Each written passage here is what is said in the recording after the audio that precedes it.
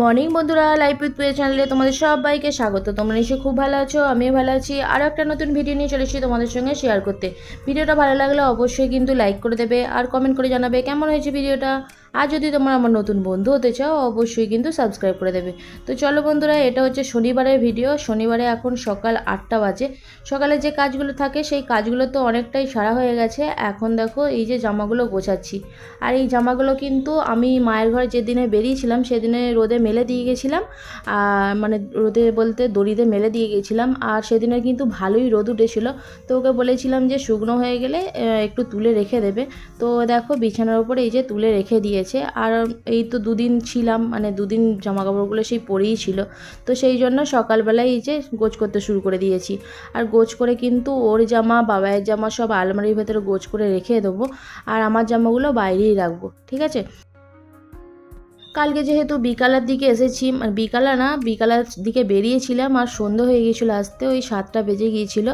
তো সেই জন্য না মানে এসে আর কোনো কিছু কাজ করতে ভালো লাগছিল না। আর কোথাও গেলে দেখবে মানে কোনো কিছু কাজ করতে আর ভালো লাগে না। সন্ধ্যা হয়ে গেলে আর কোনো কিছু মনে হয় যে কালকে করব আর আজকে করব না। তো সেইটাই আমার হচ্ছিল যে কালকে করব সকাল থেকে, আর আজকে ভালো লাগছে না। তো একলাতা দিয়ে মানে ঘরটা একলাতা মুছে আর জল ফল তুলে নিয়েছিলাম, আর কিছুই করিনি। তো ওদিকে আজকে সকালবেলায় যেসব কাজগুলো আছে সেই কাজগুলো এখন সারছি দেখো। আর মা না কালকে বোনের যেহেতু জন্মদিন ছিল, সেহেতু মানে যেসব খাবারগুলো যেসব রান্নাগুলো হয়েছিল সেই খাবারগুলো সব প্যাক করে দিয়ে দিয়েছিল। তো সন্ধ্যাবেলায় এসে আর কিছুই রান্না করতে হয়নি আমাকে। তো ওই খাবারগুলোই খেয়ে নিয়েছিলাম আর কি। তো তারপরে বাদবাকি অনেক জিনিসই দিয়েছে, সেই জিনিসগুলো ব্যাগের ভেতরেই পড়ে আছে, ব্যাগের ভেতর থেকে আর বার করা হয়নি। মানে বললাম যে কালকে সন্ধ্যাবেলা কিচ্ছু করতে ভালো লাগছিল না। তো আজকে সকালবেলা এই যে কাজগুলো কিছুটা সেরে নিই, তারপরে ব্যাগ থেকে বার করব সব কিছু। এদিকে দেখো আমি জামাগুলো গোছ করে নিয়ে চলে এসেছি আমাদের বেডরুমে।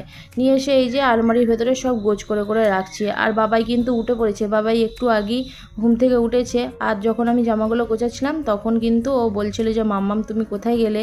তো আমি বললাম যে আমি এখানে আছি, তুই শো।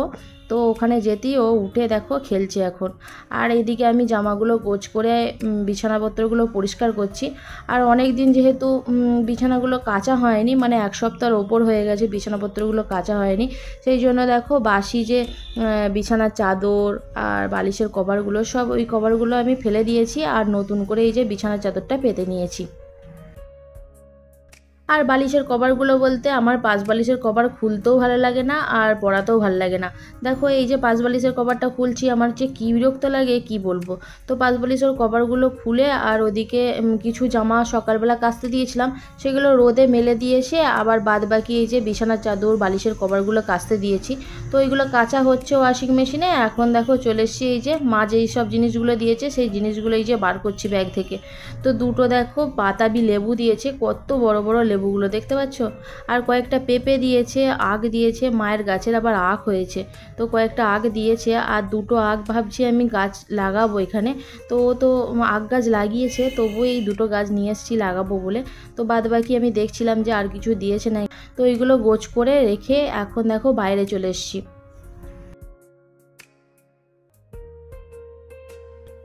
তো ওদিকে জামাগুলো তো মেলে দিয়েছিলাম সকালবেলা, আর এদিকে দেখো বিছানার চাদরগুলোও কাচা হয়ে গেছে। বিছানার চাদর বালিশের কভারগুলো এদিকে মেলে দিয়েছি। আর যখনই মেলেছি না তখনই দেখছি মেঘ ঘনিয়ে এসেছে আকাশে। তো কালো পাড়া মেঘটা দেখতেই পাচ্ছ।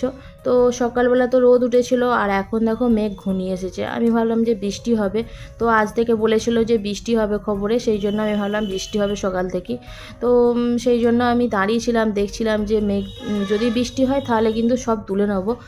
আর যেহেতু মেশিনে কাচা দেখবে অর্ধেক শুকনো আর অর্ধেক মানে একটু একটু ভিজে থাকে।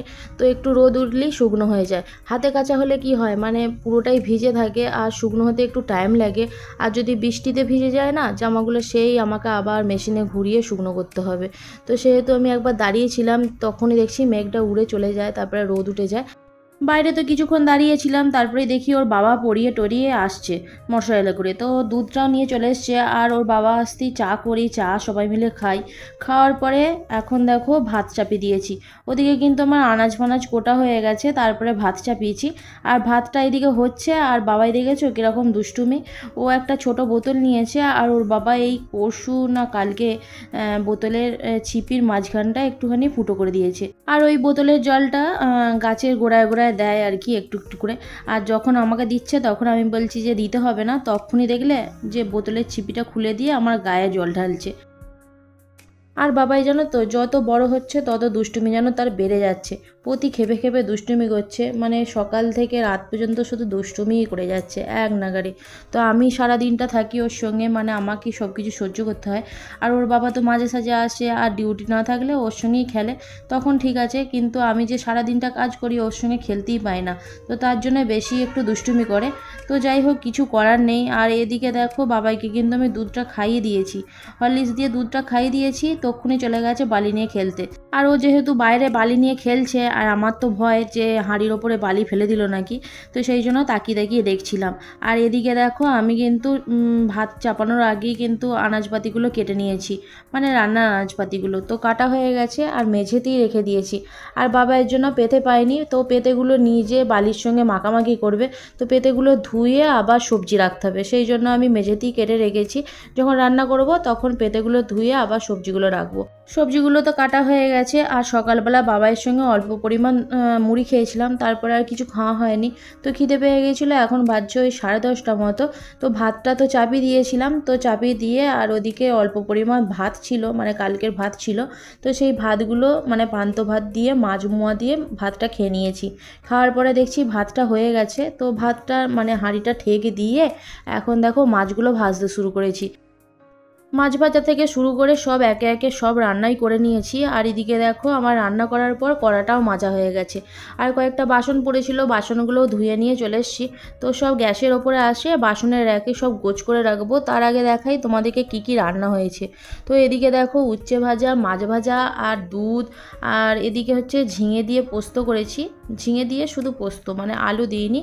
আর সর্ষে বাটা দিয়ে কুগলির ঝাল করেছি, আদা রসুন পেঁয়াজ দিয়ে। এদিকে কই মাছের ঝাল করেছি, তো দুটো ঝাল হয়েছে। আর এদিকে হয়েছে ডাঁটা দিয়ে, আলু দিয়ে, পেঁপে দিয়ে, গাজর দিয়ে, গুগলি দিয়ে ঝোল করেছি। আর আজকে কিন্তু দুটো ঝাল হয়ে গেছে, গুগলির ঝাল আবার কই মাছের ঝাল। তো মানে গুগলির ঝালটা করতাম না, তার কারণ সকালবেলা গুগলি কয়েকটা মেয়ে বিক্রি করতে এসেছিলো, তো 20 টাকা শ বলে বিক্রি করে, আর 15 টাকা শ করে মানে দিয়ে দিয়েছে আমাকে। তো 200 মতো নিয়েছিলাম, সেই জন্য আবার দুটো তরকারি এক্সট্রা হয়ে যায়। তো এই হচ্ছে আজকে রান্না। তো তারপরে খাওয়া দাওয়া করে আর শুয়ে পড়েছিলাম, মানে সবাই মিলে শুয়ে পড়েছিলাম। আর 5টার দিকে যেসব কাজগুলো ছিল বিকালার, সেই কাজগুলো সেরে ওই এখন বাজছে হচ্ছে 7টা মতো। তো ওর বাবা আবার সিঙ্গারা আর এদিকে দেখো মিষ্টি নিয়ে এসছে, 4টে সিঙ্গারা 4টে মিষ্টি নিয়ে এসছে। আর একটা মিষ্টি খাওয়া হয়ে গেছে। তো আমি এই আগগুলো কাটছিলাম, মানে মায়ের ঘর থেকে তো আগ নিয়ে এসেছিলাম, তো দুটো আগ কেটেছি। দেখো 1 বাটি মতো আগ বেরিয়েছে। আর এই আগগুলো জানো তো, মানে এই 1 বছর লাগিয়েছে, সেই জন্য না আগগুলো মানে খুব একটা মিষ্টি নয়। আর একটু দেরিতে তুললে ভালো হতো, মানে কেটে নিয়ে এলে ভালো হতো, একটু মিষ্টি হতো। তো যাই হোক, আমি খেতে চেয়েছিলাম বলে আমার বোন কেটে দিয়েছে আগগুলো। তো 4টে আগ নিয়ে এসেছিলাম, আর দুটো আগ লাগিয়েছি, আর দুটো আগ এই যে কেটেছি। তো এই দিকে দেখো সিঙ্গারা, মিষ্টি, আখ সব কিছু নিয়ে বসে পড়েছি। আর বাবাইকে কিন্তু বিকালে সেই দুধ খাওয়ানো হয়ে গেছে, হরলিক্স দিয়ে দুধটা খাইয়ে দিয়েছি। এদিকে এই যে সিঙ্গারাগুলো খাচ্ছে বাবাই। আর সিঙ্গারার যে কোণগুলো, সেই কোণগুলো কিন্তু ওর বাবা এই যে মানে কেটে কেটে দিচ্ছে, ও খাচ্ছে।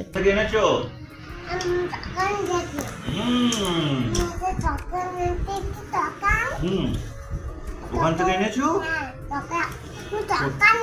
কত টাকা দাম নিয়েছে? 500 টাকা। তাহলে ঠিক আছে। কোথায় পয়সা পেলে তুমি?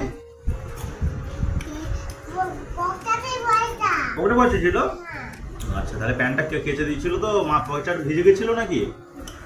মা তো প্যান্টটা কেচে দিয়েছিল পয়সার সময়, প্যান্টটা ভিজে গেছিল? পয়সাটা ভেজেনি তো? দোকানদার কি বললো, আবার আসবে বলেছে দোকানদার? আগে আসতে আনছি বাবা, কেউ না। মিষ্টির দোকান থেকে এনেছো? 500 টাকা দিয়ে এনেছো? রাস্তায় এনেছো? মায়ের সঙ্গে এনেছো? এগুলো কি নাম? মায়ের জন্য এনেছি। এটা কি নাম? এটা কি নাম? এটা কি নাম? এগুলো কি নাম এটা? 500 টাকা তো দাম। সিঙ্গারা। এটার নাম কি? সিঙ্গারা। কি নাম? এই যে এগুলো সিং, এই যে এটা সিং, এটা সিং, এখানে সিং ছিল একটা, তুমি একটা খেয়ে নিয়েছো, ওই যে সিংটা, সিঙ্গারা। কি নাম বলো? ওগুলোর নাম সিঙ্গারা। কত দাম? কত টাকা দাম? হ্যাঁ। সিঙ্গারাগুলো দিয়ে মুড়িটা মেখে নিয়েছিলাম আর দুজনে মিলে খেয়ে নিয়েছি। আর বাবাই তো সিঙ্গারা দিয়ে মুড়ি খাবে না, ঝাল, সেই জন্য ওর বাবা কি করে ওই সিঙ্গারার কোণগুলো ভেঙে ভেঙে দিচ্ছিল, ও খাচ্ছিল। তো সিঙ্গারা দিয়ে মুড়ি টুড়ি খেয়ে কিছুক্ষণ বসেছিলাম। আর বাবাই তারপরে কিছুক্ষণ পরে বলে নাকি যে চিকেন পকোড়া খাবো। ওর বাবা আবার কি করবে, দোকান থেকে চিকেন নিয়ে আসে আর চিকেনগুলো ছোট ছোট করে টুকরো করে আদা রসুন পেস্ট করে আমি এক সাইডে রেখে দিয়েছি। তারপরে দেখছি কারেন্টটা চলে গেছে। তার কারণ হচ্ছে মানে বাইরে প্রচুর বজ্রাঘাত পড়ছিল আর হালকা হালকা বৃষ্টি হচ্ছে। আর বজ্রাঘাত পড়লেই তো আমাদের কারেন্ট চলে যায়, কিছু করার নেই। তো কারেন্টটা চলে গেছে আর রান্নাঘরে কিন্তু এমার্জেন্সি লাইট নাই। ওই বাইরেতে এমার্জেন্সি লাইটটা আছে কিন্তু এইখানে নাই বলে আবার একটা ছোট টর্চ লাইট জ্বেলে এদিকে দেখো চিকেন পোড়াগুলো করছি। আর পকোড়া, কিছু পকোড়া আমার কিন্তু ছাঁকা হয়ে গেছে আর কিছু পকোড়া এই যে ছাঁকছি। আর এখনও কিন্তু চিকেন পকোড়া অনেকগুলো ছাঁকতে হবে। তো এখন 8:30 বেজে গেছে আর এরপর খাওয়া দাওয়া, তারপরে রাত্রেবেলার ডিনার। তো এখানেই ভিডিওটা শেষ করছি, টাটা।